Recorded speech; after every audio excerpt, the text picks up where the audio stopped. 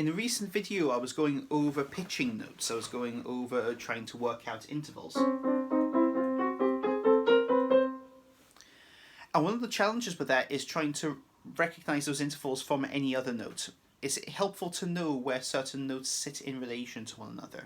And one of the easiest ways I found to approach this is through Kodaly methodology. Kodaly was a music educator based in Hungary in the middle of the 20th century, and he devised an education system which is still used today. It is perhaps most famous for having hand signs alongside it, which were codified by a British musician called John Kerwin, and these go like this. Do, re, mi, fa, sol, la, ti, do.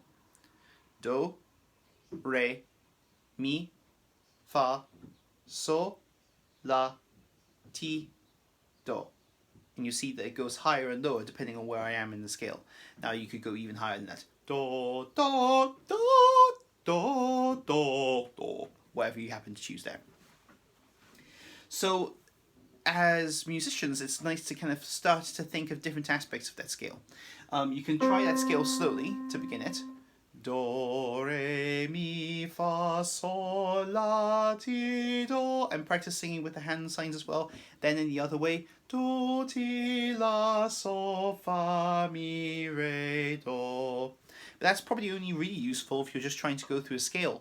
How do you make sure you keep in tune when you're doing intervals? So, the way we can make that work is picking smaller groups of intervals and starting to build upon that. The way in which we start to teach young musicians these intervals is through smaller leaps. So say, for example, let's take Sol and Mi, a minor third as it happens. Sol, Mi, Sol, Mi, Sol, Mi. You can build upon that by picking any other notes on the keyboard and treating that as Sol. Sol, Mi. The distance or the interval is a minor third each time.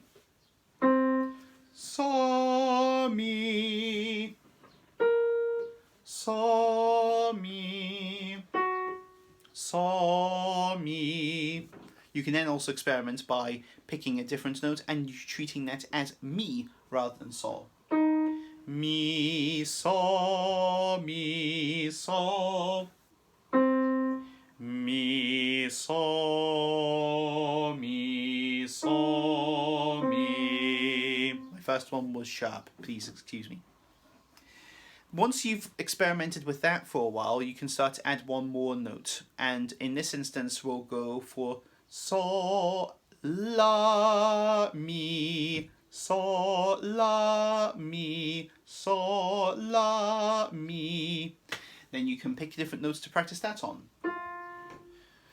Sol, La, Mi.